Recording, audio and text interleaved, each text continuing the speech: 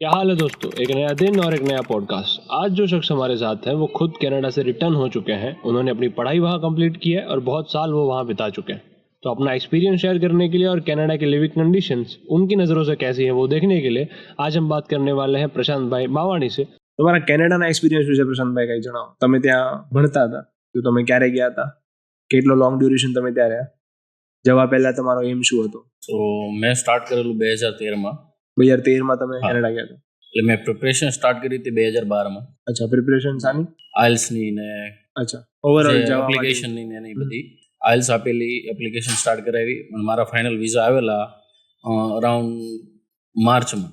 તમે બેચલર્સ માટે ગયા હતા કે માસ્ટર્સમાં? હું ગયો તો પીજી ડિપ્લોમા માટે. પીજી ડિપ્લોમા એટલે જરાક બેચલર્સની ઉપર હા હા અને માસ્ટરની નીચે બેની વચ્ચેનો એક પ્રોગ્રામ આવે પીજી ડિપ્લોમા. ઓકે, જેમાં તમે કયો કોર્સ કર્યો હતો? એની અંદર મેં કરેલો છે ઇન્ટરનેશનલ બિઝનેસ. International business. બેચલર્સમાં કયો કોર્સ હતો? અહીંયા મારે હતું bachelors of business administration BBA. અને ત્યાં જઈને તમે પીજી ડિપ્લોમામાં ઇન્ટરનેશનલ બિઝનેસ. કરેલું.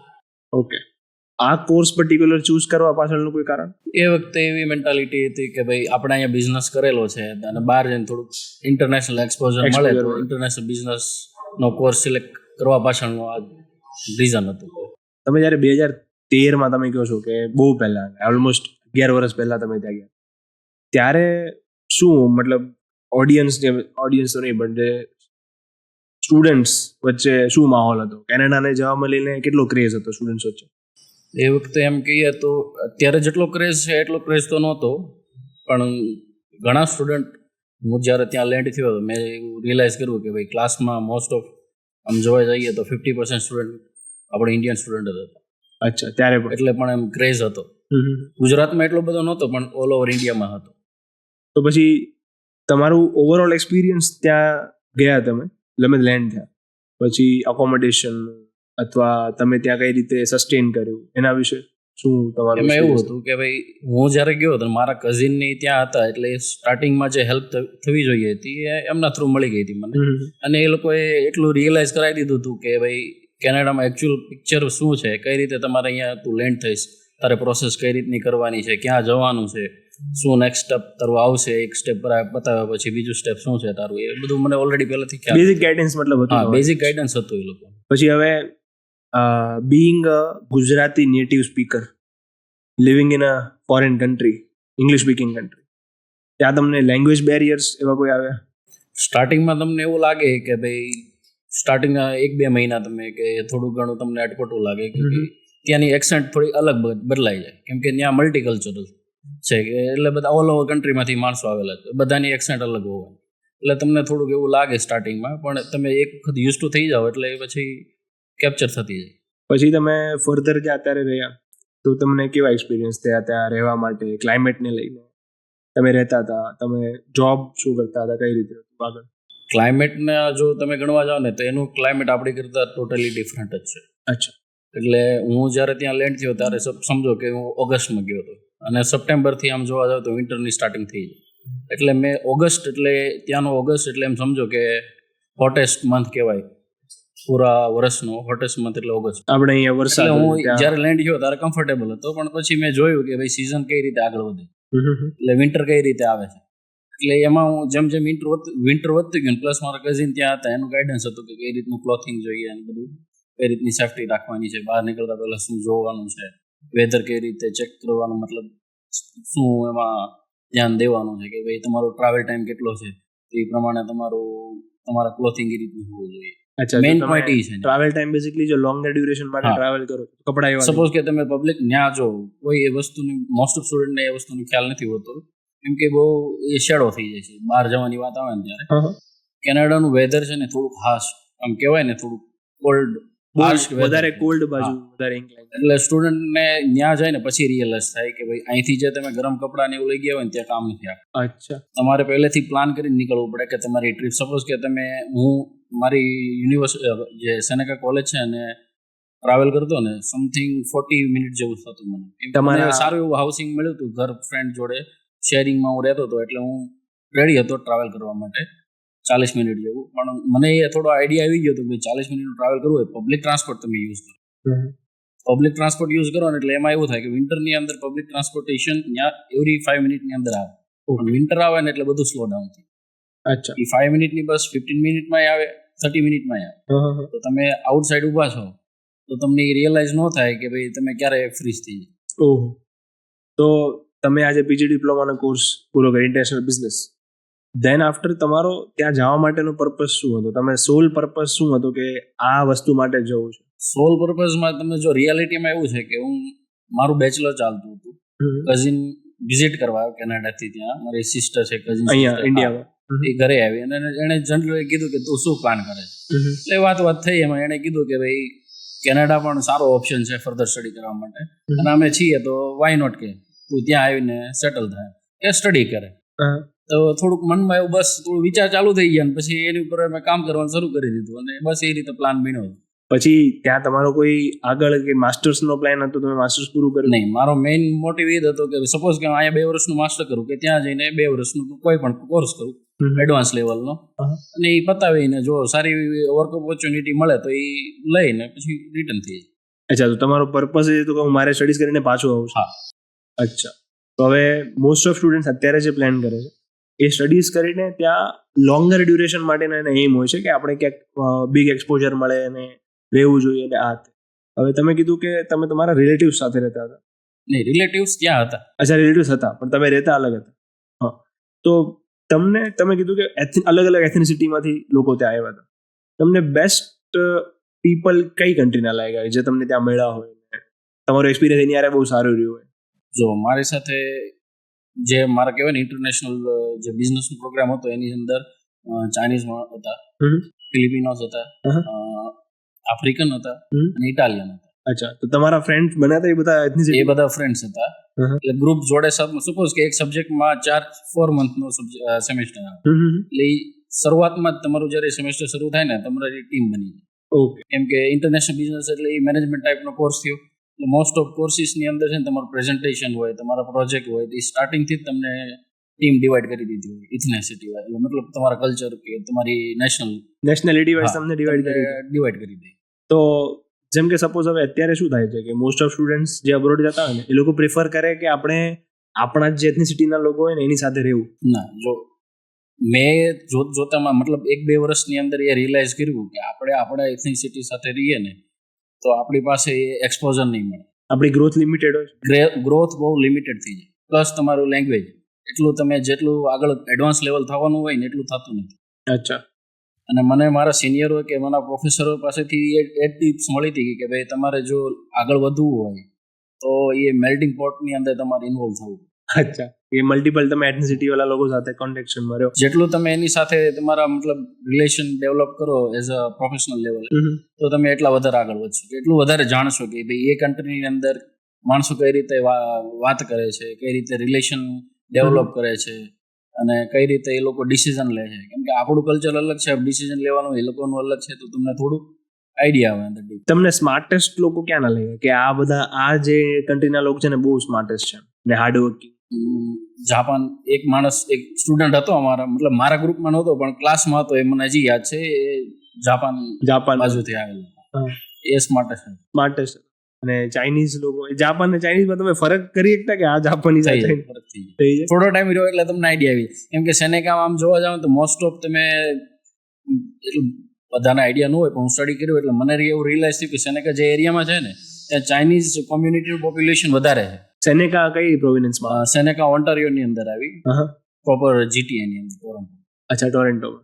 તો એ જે સેનેકાનો જે એરિયા, જે એની કોલેજ જ્યાં લોકેટેડ છે ને ત્યાં આજુબાજુમાં ચાઇનીઝ કોમ્યુનિટી વધારે છે, એટલે ચાઇનીઝ માણસો વધારે ત્યાં એનરોલ કરે. જરૂર. તો હવે તમારી સાથે જે ફ્રેન્ડ્સ ગ્રુપ હતું એ લોકોની અત્યારે શું સ્ટેટસ છે? એ લોકો શું કરે છે અત્યારે? એ લોકો ત્યાં જ છે? એ લોકો પણ શું ભણવા આવ્યા રિટર્ન થઈ ગયા છે? નહીં, મોસ્ટ ઓફ માણસો ત્યાં જ છે.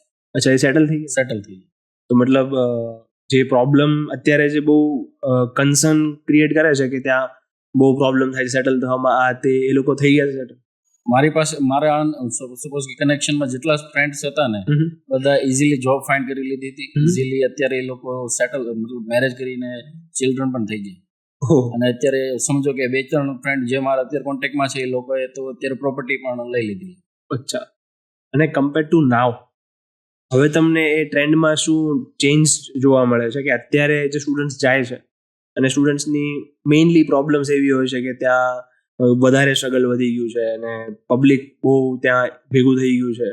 તો એના વિશે તમે શું કહેવા માંગો? તમે તમારા સવાલની અંદર પૂછ્યું કે બહુ બધું પબ્લિક ભેગું થઈ ગયું. ઝાઝુ પબ્લિક ભેગું થઈ ગયું છે, નેગેટિવિટી ફેલાતા વાર નથી લાગતી. પોઝિટિવિટી ને આવતા વાર લાગે પણ નેગેટિવિટી ફેલાતા વાર નથી લાગતી. માણસ અહીંથી એઝમ્પશન લઈને ગયો હોય કે મારે આમ તેમ કરવું છે. જો સ્ટાર્ટિંગમાં તમે કોઈ પણ કન્ટ્રીમાં, ઇવન તમે ઇન્ડિયામાં હો, તમે BBA કે માસ્ટર પતાવીને બહાર નીકળો, બેચલર કે માસ્ટર, તો તમને 1-2 મહિના તો જોબ લાગતા થવાના છે. હા, બરાબર છે. તમારે સ્ટાર્ટિંગ ક્યાંથી કરવું પડે? બેઝિક લેવલથી જ કરવું પડે. તમને કોઈ એડવાન્સ લેવલની મેનેજરની પોસ્ટ કોઈ આપવાનું સ્ટાર્ટિંગ. એટલે સ્ટુડન્ટ એ રિયલાઇઝ કરે ને કે ભાઈ આપણે બેઝિક લેવલથી સ્ટાર્ટ કરવાનું. અચ્છા. અને જે પણ સ્ટાર્ટિંગમાં ઓપોર્ચ્યુનિટી મળે એને લઈ લેવાની અને એમાંથી તમે તમારી સ્કિલ ઇમ્પ્રૂવ કરો અને આગળ વધો. સપોઝ કે હું તમને મારું એક્ઝામ્પલ આપું હતું. જ્યારે મેં મારો PGનો ડિપ્લોમા પ્રોગ્રામ પતાવ્યો, મેં સ્ટાર્ટિંગ એઝ અ ક્લર્ક તરીકે વેરહાઉસ સ્ટાર્ટ કર્યું. અચ્છા, વેરહાઉસમાં એઝ અ ક્લર્ક તમે જોબ શરૂ કરી? એમાંથી પછી મને રિયલાઇઝ થયું કે આપણે જે કલીગ હોય આપણે તેની સાથે વાત કરતા હોય કે ભાઈ અહીંયા ઓપોર્ચ્યુનિટી કે એક્સપોઝર સારું એવું મળે, તો મારામાં જેટલું હતું મેં તો એ કંપનીને આપી દીધું. એટલે કંપનીને રિયલાઇઝ થયું હતું. કંપનીએ 6 મહિના પછી મને ઇન્ક્રીમેન્ટ ઓફર કર્યું અને એ ઇન્ક્રીમેન્ટ લીધા પછી 6 મહિના પછી વધારે મેં મારી સેલ્ફને પુશ કરી, મને એઝ અ ટીમ લીડરની ઓફર મળી.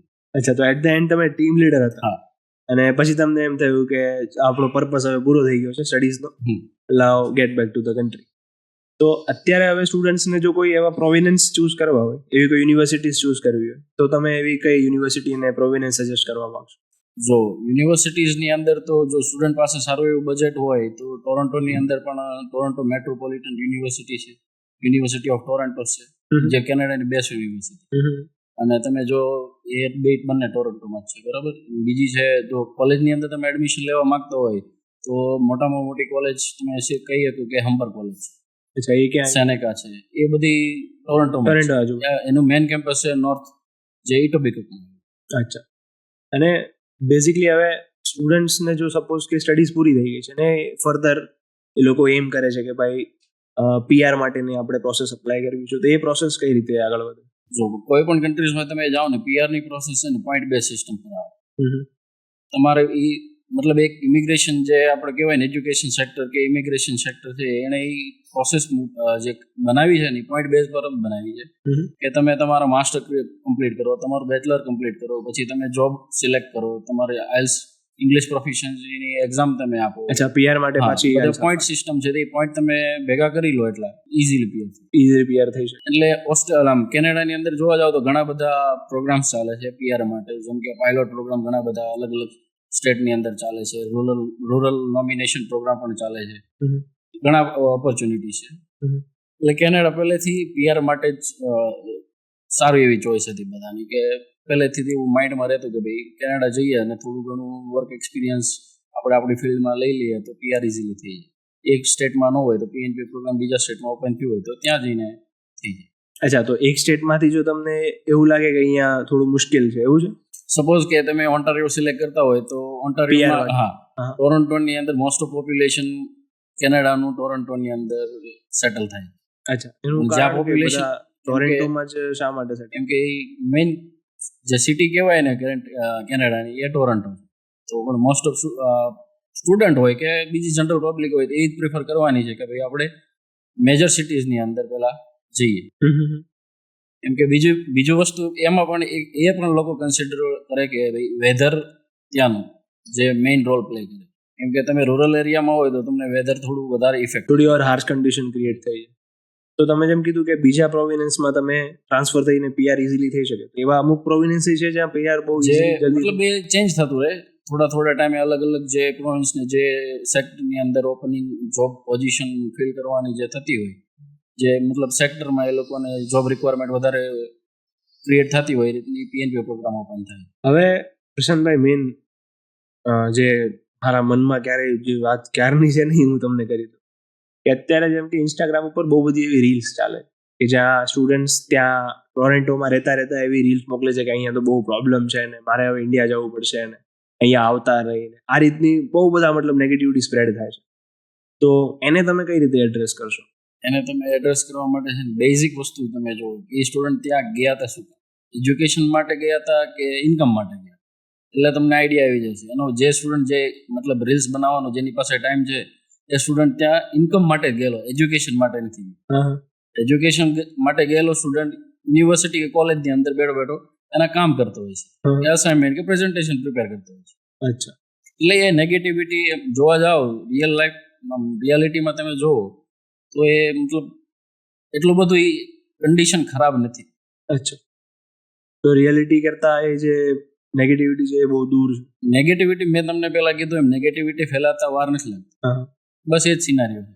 કેમ કે વધારે પોપ્યુલેશન ત્યાં માઇગ્રેટ થયું તો વધારે મતલબ ફ્રી ટાઈમ હતો, કેમ કે એમની પાસે બેઝિક સ્કિલ હતી નહીં, કોઈ જોબ ઉપર એમને મતલબ સિલેક્ટ થવા કે રાખવા માંગતા નહોતા ત્યાંનું પોપ્યુલેશન, એટલે પછી એની પાસે ટાઈમ શું વધ્યો. તો કેનેડામાં એવા કોઈ મેજર ઇન્ડસ્ટ્રીઝ છે જેના માટે સ્ટુડન્ટ્સ એમ કરી શકે કે આવા કોર્સ કરીને આ ઇન્ડસ્ટ્રીઝમાં આપણને? મેઇન છે ને 3 ઇન્ડસ્ટ્રી છે, રિયલ એસ્ટેટ છે, માઇનિંગ છે અને મેન્યુફેક્ચરિંગ. અચ્છા. તો આ ઇન્ડસ્ટ્રીઝમાં સપોઝ ફ્યુચર કરિયર બનાવવા માટે સ્ટુડન્ટ્સે કયા કોર્સિસ માટે કેનેડામાં એમ કરવું જોઈએ? રિયલ એસ્ટેટ માટે છે ને સ્પેશિયલાઇઝ કોર્સિસ પણ છે કે જે રિયલ એસ્ટેટ મેનેજમેન્ટ છે, પ્રોપર્ટી મેનેજમેન્ટ છે, એવા છે. અંબરની અંદર કોર્સિસ છે, સનેકામાં છે, આ બધા માસ્ટર્સના કોર્સિસ. એની અંદર તમને પીજીના કોર્સિસ પણ મળશે. અને યુનિવર્સિટીઝમાં જાઓ તો ટોરન્ટો મેટ્રોપોલિટન યુનિવર્સિટીઝમાં યુનિવર્સિટી ઓફ ટોરન્ટોની અંદર પણ કોર્સિસ અવેલેબલ. અને પછી બીજું છે માઇનિંગની અંદર, તો કેમ ટોરન્ટોનું મેઇન માઇનિંગ સેક્ટર છે ઓઇલ અને ગેસની. અચ્છા. જે આલ્બર્ટા બાજુ મેઇન લોકેશન છે. તો એ માઇનિંગ સેક્ટરમાં જો કરિયર બનાવવું હોય તો કયા કોર્સિસ કરવા જોઈએ? એની માટે માઇનિંગ એન્જિનિયરિંગ આવે છે. અને એવું તો એવું છે કે નહીં, એવું જ નથી કે ભાઈ માઇનિંગ સેક્ટરની અંદર ખાલી માઇનિંગના માણસો જ જોઈએ.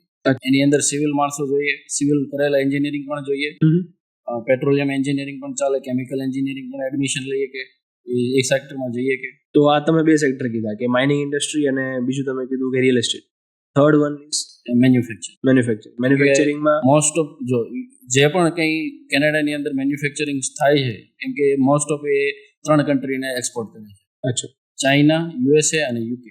અને સૌથી વધારે એક્સપોર્ટ થતું હોય 70% પ્રોડક્ટ એ યુએસએ ને એક્સપોર્ટ. ઓકે. કેમ કે 2 બોર્ડર કન્ટ્રી છે. તો પ્રશાંતભાઈ, તમે હવે જોબ ક્રાઇસિસના વિશે કે સ્ટુડન્ટ્સ અત્યારે બહુ ટેન્શનમાં છે કે હવે ત્યાં જઈને જોબ મળશે કે નહીં, કેમ કે ત્યાં જઈને એને સસ્ટેન કરવા માટે જરૂર તો છે. તો એ ક્રાઇસિસ વિશે તમે શું કહેવા માંગશો? એમ જોવા જાઓ તો ક્રાઇસિસ એટલો બધો છે જ નહીં. તમે જ્યારે ગયા ત્યારે સિચ્યુએશન, હું જ્યારે ગયેલો ને ત્યારે પણ તમારે એફર્ટ્સ તો દેવા જ પડે છે. જોબ સર્ચ તમને સામેથી કોઈ આવતું નથી, તમારામાં સ્કિલ હોય તો તમને લેવા વાળા તૈયાર જ છે. જો તમારી સ્કિલનું તમે ડેમોન્સ્ટ્રેશન કરો, ઇન્ટરવ્યુમાં સારું એવું પરફોર્મ કરો તો ત્યાં જોબ અવેલેબલ છે જ. એટલે મેં પહેલા કીધું એમ કે તમારે થોડુંક સ્ટ્રગલ તો કરવું પડશે. 1-2 મહિના તમારે ત્યાંની સિસ્ટમને સમજવી પડશે કે કઈ રીતના રેઝ્યુમે બનાવવાનું છે, કઈ રીતે માણસોને અપ્રોચ કરવાનો છે, કઈ જગ્યાએ કયા પોર્ટલ ઉપર તમે જોબ સર્ચ કરી શકો. કેમ કે અલગ અલગ પોર્ટલ ઉપર તમને અલગ અલગ ટાઈપની જોબ્સ મળશે. કઈ રીતે તમે પછી ત્યાં જઈને તમારું નેટવર્ક બનાવો છો, એના ઉપરથી તમને આઈડિયા આવશે કે ભાઈ જોબ સર્ચ કરવામાં કઈ રીતે આગળ વધવું. અત્યારે જે ટાઈમ પહેલા પોલિટિકલ ટેન્શન ક્રિએટ થયું તો એનાથી સ્ટુડન્ટ્સની લાઈફ ઉપર કોઈ ફરક પડે છે? ઇન્ડિયન સ્ટુડન્ટ્સને જે કેનેડામાં રહે, તમે કીધું એમ પોલિટિકલ ટેન્શન ઊભું થયું હતું કે જે મતલબ આગળ ઇસ્યુ થયા હતા એ પોલિટિક્સ, 2 પોલિટિકલ પાર્ટી વચ્ચે કે ભાઈ 2 ગવર્મેન્ટના જે પોલિટિક્સ થવું જોઈએ એની ઉપર છે. એમાં સ્ટુડન્ટ લાઈફને કંઈ અફેક્ટ થતી નથી. કેનેડાએ હંમેશા સ્ટુડન્ટ સિક્યોરિટી ઉપર વધારે ફોકસ કરેલું છે. કેમ કે મોસ્ટ ઓફ તમે જોવો છો કે છેલ્લા 15 વર્ષથી સ્ટુડન્ટ કેનેડાને એઝ અ સ્ટડી ડેસ્ટિનેશન તરીકે સિલેક્ટ કરે છે. તો પણ ત્યાંની ગવર્મેન્ટ પણ એમ જ ઈચ્છે છે કે ભાઈ સ્ટુડન્ટ કેનેડાને એઝ અ સ્ટડી ડેસ્ટિનેશન તરીકે પણ ફ્યુચરમાં ફોકસ કરતું. બીજું વસ્તુ એ છે કે જે પોલિટિકલ ટેન્શન વાળી વસ્તુ જે તમે કહો છો કે એની અંદર બીજું તમે પોઈન્ટ એ પણ તમે કન્સિડર કરી શકો કે ઇન્ટરનેશનલ સ્ટુડન્ટ છે ને જીડીપીની અંદર 3 કન્ટ્રીબ્યુશન ઇન્ટરનેશનલ સ્ટુડન્ટના ફીસનું હોય. અચ્છા. એટલે ગવર્મેન્ટને પણ એ પણ વસ્તુ ધ્યાનમાં રાખવાની છે કે ભાઈ એ સારો એવો હિસ્સો છે એની જીડીપીમાં, તો એને ઇફેક્ટ ન થાય. ઓકે. અને અત્યારે જે કેનેડામાં પ્રોવિનન્સ વાઇઝ ઇન્ડસ્ટ્રીઝ, કયા પ્રોવિનન્સમાં કઈ ઇન્ડસ્ટ્રીઝ પ્રેવેલન્ટ કામ કરે? આમ તમે જોવા જાઓ ને તો જો ટોરન્ટોની અંદર રિયલ એસ્ટેટ અત્યારે સારું એવું છે, આઈટી છે, ફાર્માસ્યુટિકલ છે. પછી તમે વેનકુવર લઈ લો, બ્રિટિશ કોલંબિયા, તો ત્યાં પણ રિયલ એસ્ટેટ સારું એવું છે, ટુરિઝમ સારું એવું છે. પછી આલ્બર્ટાની અંદર તમે માઇનિંગ લઈ લો, પેટ્રોલિયમ લઈ લો, સારું એવું છે. પછી ક્યુબેકની અંદર તમે જાય તો એને સિલિકોન વેલી તરીકે મોન્ટ્રીયલ ઓળખાય છે. તો આઈટી સેક્ટર પણ ત્યાં સારું છે. આઈટી હશે તો મેનેજમેન્ટ સર્વિસ પણ સારી છે. પ્લસ તે ટુરિસ્ટ ડેસ્ટિનેશન તરીકે પણ ડેવલપ કરેલું છે. તો તમને ટુરિઝમ રિગાર્ડિંગ જોબ પણ હોસ્પિટાલિટીની મળી જશે ત્યાં. ઓકે. અને કોઈ સ્ટુડન્ટ જેને અત્યારે પ્લાન છે કેનેડા જવા માટે અથવા તો અબ્રોડ જવા માટે, એને કેનેડા શા માટે જવું જોઈએ અથવા કેનેડા જતી વખતે કઈ વાતો ધ્યાનમાં રાખવી જોઈએ? તો કોઈ પણ કન્ટ્રી તમે સિલેક્ટ કરો, મેઇન તમારે ફોકસ એ કરવાનું છે કે તમે કોર્સ કેવું છે, તમારું પાસ્ટમાં એજ્યુકેશન શું છે, તમે ત્યાં ફ્યુચરમાં ત્યાં જઈને તમે એ કોર્સ કયો સિલેક્ટ કરવાના છો, એ કોર્સની ત્યાં ડિમાન્ડ કેટલી છે, તમને કઈ સ્કિલ તેમાંથી ગેઇન થવાની છે, તમે આગળ જઈને એ સ્કિલ તમને કઈ રીતે હેલ્પ થવાની છે જોબ સર્ચ કરવાની. અને કેનેડાની એવી કોઈ બેસ્ટ 3 થિંગ્સ તમે કહેવા માંગો? કેનેડામાં 3 થિંગ્સ છે જે ફેમસ છે. ત્યાંનું એજ્યુકેશન, મલ્ટીકલ્ચરિઝમ અને લેન્ડસ્કેપ. એજ્યુકેશનના સ્પેસિફિકલી શા માટે એટલું ખાસ?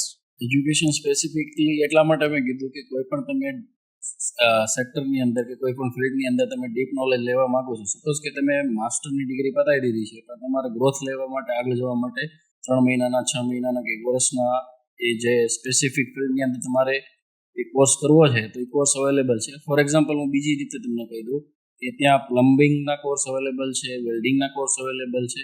મેં કીધું એની કરતાં થોડુંક અલગ છે પણ તમને સમજાવવા માટે કે ભાઈ સ્પેસિફિક એ લોકોએ સેગ્રીગેટ કરી દીધું છે કે ભાઈ તમે સ્પેસિફિક આ ફિલ્ડની અંદર જવા માંગતા હોય તેનો 3 મહિનાનો કોર્સ પણ અવેલેબલ છે, 6 મહિનાનો પણ છે અને વર્ષનો છે.